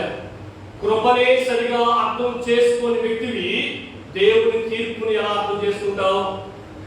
ఏదైనా శ్రమల కాలం దేవుని కృప కాదు, దేవుని తీర్పు. ఇది కృపాకాలం కాబట్టి నువ్వు పాడకపోయినా నీ ఆట చదువుతుంది. ఇది కృపాకాలం కాబట్టి నువ్వు ప్రార్థన చేయకపోయినా నీ ఆట చదువుతుంది. ఇది కృపాకాలం కాబట్టి నువ్వు చర్చకి ఎప్పుడు ఇష్టప్పుడు నీ ఆట చదువుతుంది. గుర్తుపెట్టు, కృపాకాలం అయిపోయింది అనుకోండి, సంఘం భూమి మీద నుంచి ఎంత పడిపోయింది అనుకోండి, కృపాకాలం యొక్క కాలం అయిపోతే అప్పుడు దేవుడు తీర్పు తీర్చే కాలం వస్తుంది. అప్పుడు నమ్ముకోగలమమ్మ యేసేని. పాట పాడేది మైక్ లాగేసుకుంటారు. ఎందుకంటే అక్కడ యేసే లేడు, ఒక విగ్రహం ఉంది, ఒక మనిషి ఉన్నాడు. ఆ మనిషిని ఎట్లా ఆలోచిస్తాం? ఆ మనిషిని ముందు చేరి అల్లు వేస్తుంది మహిమ అంటావా? యేసే నామస్మరణ చేయడానికి చాలా సేవుడు వాడు. మరి ఎవరిని ఆరాధిస్తావు? ఎవరిని పూజిస్తావు? నేను ఆరాధించను, నేను ఆ ముద్ర వేయించుకోను. ఇప్పుడు నాకు గుర్తు వచ్చింది, నాకు యేసుప్రభు ఏంటో ఎవరో అర్థమైంది. యేసుప్రభు ఏంటో నా జీవితంలో ఏం చేసాడో అర్థమైంది. నా ముందు కూర్చున్న వాళ్ళందరూ, పాట పాడే వాళ్ళందరూ పదవికి వెళ్ళిపోయాను, నేను విడవబడిపోయాను. ఇప్పుడు నేను యేసుని నమ్ముకున్నానంటే చంపేస్తాను నిన్ను. నెక్స్ట్ చెప్పబోయేదే సూర్యుని ధరించిన స్త్రీ గురించి చెప్పబోతున్నా నేను. ఎవరైతే ఆ ముద్ర నేను వేయించుకున్నాయా, నేను యేసుప్రభు నమ్ముకున్నానయ్యా, యేసుప్రభు దగ్గరికి వెళ్తానయ్యా, ఇప్పుడు నాకు అర్థమైందయ్యా యేసుప్రభు అంటే ఏంటో, సంఘం ఎత్తబడిపోయిన నా మనోనేత్రాలు తెరవబడ్డాయ్యా, నేను నిన్ను ఆరాధించనయ్యా, నేను విగ్రహార్థం చేయకూడదయ్యా అన్నవరకు అప్పుడు వాడు ఏం చేస్తాడో నెక్స్ట్ మెసేజ్ చెప్తాను. నేనేమన్నా తెలుసా? ఇప్పుడు నమ్మని వాడు చర్చి తలుపులు తీసుంటే చర్చిలోకి వచ్చి కూర్చొని ఆరాధన చేయలేని వాడు చర్చికి తాళిస్తే ఎలా ఆరాధన చేస్తారు? ఆరాధన చేయగలవా? ఒకవేళ చర్చి తలుపులు తీసిన వేసేవాడు ఈ బైబిల్ బోధించబడదు. క్రీస్తు విరోధిని ఆరాధించే పరిస్థితులు వస్తాయి, క్రీస్తు విరోధిని పూజించే పరిస్థితులు వస్తాయి. అప్పుడు ఎవరిస్తారు నీకు అధికారం యేసుని ఆరాధించే అవకాశం? యేసుని ఆరాధిస్తున్నారు అన్నం అనుకోండి, నిర్దాక్షిణ్యంగా చంపేస్తాడు. చంపేయడం అంటే అక్కడిక్కడ ప్రాణం తీయడం కాదు, హింసించి చంపేస్తాడు. ఎలా హింసిస్తాడని వచ్చి చెప్తారు. చూడండి, గొప్ప వాళ్ళైనా హింసించబడతారు, ధనికులైన హింసించబడతారు, పేదోళ్ళైనా హింసించబడతారు. ఆ స్థాయిలు ఏముండవు, అందరూ ఆ ముద్ర వేయించుకోవాలి. ముద్ర వేయించుకోనంటే భోజనం పుట్టదండి. భోజనం పుట్టకపోతే ఆకలితో అలవాటు చచ్చిపోతారు. ఇప్పుడు నువ్వు అన్నంలో వేసి ఆలోచించమంటే అవకాశం ఉంది. అన్నం తినకుండా, అన్నం లేకుండా వేసి ఆలోచించగలమండి? ఆలోచించగలమా? అన్నం మానేసి ప్రభా నా ప్రాణాలు కూడా పర్లే, నేను ఆరాధిస్తూనే ఉంటా, నేను నమ్ముకొని వాడిని ఆరాధించను అంటావు. అప్పుడు ఛాన్స్ లేదు, చచ్చిపోతుందంటే. అప్పుడు అవకాశం ఉంటుంది, కానీ మనం ఆరాధించే పరిస్థితులు ఉండవు. ఎందుకని? క్రీస్తు విరోధి యేసును ఆరాధించే ఒక్క ఛాన్స్ కూడా ఇవ్వడు. ఎవరికంటే ఎవరికి ఇవ్వడు? విడవబడిన వారికి ఇవ్వడు. విడవబడిన వాడు సంఘస్థుల్లో ఉంటారు. అన్యులు, యూదులు మాత్రమే 7 సంవత్సరాల శ్రమల కాలంలో ఉంటారు. కానీ యేసయ్యను అంగీకరించిన వాడు ఎవరో తెలుసా? ఎత్తబడే సార్వత్రిక సంఘంలో ఉంటారు. తల ఉంచండి, ప్రార్థన చేద్దాం. తల ఉంచండి, ప్రార్థన చేద్దాం. ఒకసారి మిమ్మల్ని మీరు ఆత్మ పరిశీలన చేసుకోండి. మిమ్మల్ని మీరు ఆత్మ పరిశీలన చేసుకోండి. Decision is yours. నిర్ణయం ఇదే. 7 ఏళ్ల శ్రమల కాలం యొక్క 2వ భాగంలో క్రీస్తు విరోధి 666 ముద్రను తీసుకుని రాబోతున్నాడు. ఆ ముద్ర ఎలా ఉంటుంది ఎవరికి తెలియదు. ఎందుకంటే 7 ఏళ్ల శ్రమల కాలంలో వేయబడే ముద్ర ఆ రోజు సమాజంలో ఏ టెక్నాలజీని అయితే సమాజం వాడుతూ ఉంటుందో ఆ టెక్నాలజీని ఉపయోగించుకొని ఆ ముద్ర తయారు చేయబడుతుంది. అది ఎవరికి తెలియదు. ఆ ముద్ర ఎలా ఉంటుందో దేవుడు ఎవరికి చెప్పలేదు. ఆ ముద్రని ఎవరు చూడలేదు. ఎందుకంటే సంఘం ఇంకా భూమి మీద ఉంది కాబట్టి. 7 ఏళ్ల శ్రమకాలం జరగబోయే సన్నివేశం ఆ ముద్రను ప్రతి ఒక్కరి కుడి చేతి మీద, ప్రతి ఒక్కరి నొసట మీద వేయబడుతుంది. ఎవరైతే ఆ ముద్రను వేయించుకుంటారో ఆ ముద్ర వేయించుకున్న వాళ్ళందరూ కూడా క్రీస్తు విరోధికి సంబంధించిన వాళ్ళు, క్రీస్తుకు సంబంధించిన వాళ్ళు కాదు. ఒకవేళ ఆ ముద్ర వేయించుకోకపోతే మనకు భోజనం దొరకదు, ఏ వస్తువుని కొనలేదు, ఏం చేయలేదు. దేన్ని కొనడానికైనా ఆ ముద్ర వేసుకున్న వాళ్ళకి మాత్రమే అర్హత. ముద్ర వేయించుకుంటే మనం క్రీస్తు విరోధికి చెందిన వాడు అయిపోతాం. సహోదరి సహోదరుడా, సంఘము భూమిలో ఉన్నప్పుడు, కృపాకాలం ఉన్నప్పుడు సమయాన్ని కాలయాపన చేస్తున్నాను, వృధా చేసుకుంటూ ఉన్నాను, వ్యర్థపరుచుకుంటూ ఉన్నాను. ఒకసారి నీ జీవితాన్ని పరిశీలన చేసుకో. నేడు అనే సమయం ఉన్నప్పుడే నీ జీవితాన్ని వేసే చేతికి అప్పగించు. ఆయన త్వరగా రాబోతున్నాడు. ఆయన దీర్ఘ శాంతాన్ని, ఆయన సహనాన్ని నీవు పరీక్షిస్తున్నావేమో, శోధిస్తూ ఉన్నావేమో. 40 సంవత్సరాలు దేవుని యొక్క ప్రేమను వృధా చేసుకున్నారు అలాగే ఇశ్రాయేలీయులు. నీవు కూడా దేవుడు చూపిన ప్రేమను, దేవుడు ఇస్తున్న అవకాశాన్ని వృధా చేసుకుంటూ ఉన్నావేమో. ఎప్పుడు యేసయ్య సంఘాన్ని కడపూర ధ్వని ద్వారా పిలుస్తాడో తెలియదు. అప్పుడు నీ పరిస్థితి ఏంటి? విడవబడితే ఎవరు నిన్ను కాపాడుతారు? విడవబడితే ఎవరు నిన్ను రక్షిస్తారు? ఇప్పుడు మారిన వ్యక్తివి, ఈ కృపను అర్థం చేసుకునే వ్యక్తివి, దేవుని తీర్పుని ఎలా అర్థం చేసుకుంటావు? వద్దు, మనకు అటువంటి పరిస్థితులు వద్దు. నేడు నీ సమయం ఉన్నప్పుడే నీ మనస్సు, నీ జీవితాన్ని, నీ హృదయాన్ని దేవుని చేతికి అప్పగించేసి, నీకున్నవి ఏవి కూడా నిన్ను ఆ తీర్పు నుంచి తప్పించలేవు. పరిశుద్ధుల తండ్రి, దేవుని యేసయ్య, మధ్యాహ్నకాల సమయంలో మనం మాట్లాడిన స్పష్టమైన ప్రతి మాట కొరకే నీకు వందనాలు ప్రభావ. నిజమే, ఎంత గొప్ప ప్రేమమయుడు తండ్రి, మాపై ఎంత గొప్ప ప్రేమను చూపించావు ప్రభావ. మమ్మల్ని రక్షించడానికి ప్రాణం పెట్టావు ప్రభావ. నీ సర్వస్వాన్ని అర్పణగా ఇచ్చావు ప్రభావ. ప్రతినిత్యం మమ్మల్ని బ్రతికిస్తూనే ఉన్నావు ప్రభావ. ప్రతినిత్యం మమ్మల్ని పోషిస్తూనే ఉన్నావు ప్రభావ. మా ప్రతి అవసరాన్ని తీరుస్తూనే ఉన్నావు ప్రభావ. ఒకవేళ తండ్రి బలహీనపరచబడిన ప్రతి సమయంలో నీ వాక్యాన్ని అందించి, నీ వాక్యం ద్వారా హెచ్చరించి, మరలా సరైన మార్గంలో నడిపిస్తున్నావు ప్రభావ. నేను నశించటం చిత్తం కాదు యేసయ్య, నాకు స్పష్టంగా అర్థమవుతుంది. మీరుండే స్థలానికి వెళ్ళడానికి తండ్రి నీ మందిరం నడిపించుకున్నావు. నీ మందిరం పట్ల నీ జాగ్రత్త కలిగి, నీ మందిరం పట్ల నీ యథార్థత కలిగి, నీ మందిరం పట్ల నిజాయితీ కలిగి, నిబద్ధత కలిగి నడుచుకునే కొడుకున్నా చేయండి యేసయ్య. ఎంత మాత్రము కూడా తండ్రి నేను విడవబడే వాళ్ళ యొక్క జాగ్రత్తలో ఉండకూడదు. ఎత్తబడే సార్వత్రిక సంఘం యొక్క జాగ్రత్తలో ఉండే కొడుకున్నా చేయండి ప్రభావ. ప్రతి ఒక్కరిని బిడ్డ కూడా తండ్రి ఎత్తబడే సంఘం, సార్వత్రిక సంఘం యొక్క జాగ్రత్తలో ఉండే కొడుకున్నా చేయమని యేసయ్య ఎప్పుడు పిలిచినా, యేసయ్య ఎప్పుడు పిలిచినా నీ యొక్కకు ఎత్తబడే సంసిద్ధత మాకు దయచేయమని ప్రార్థన చేస్తూ యేసయ్య నామములో ప్రార్థిస్తున్నాము తండ్రి. ఆమేన్, ఆమేన్, ఆమేన్. దేవునికి స్తోత్రం. ఈ సమయంలో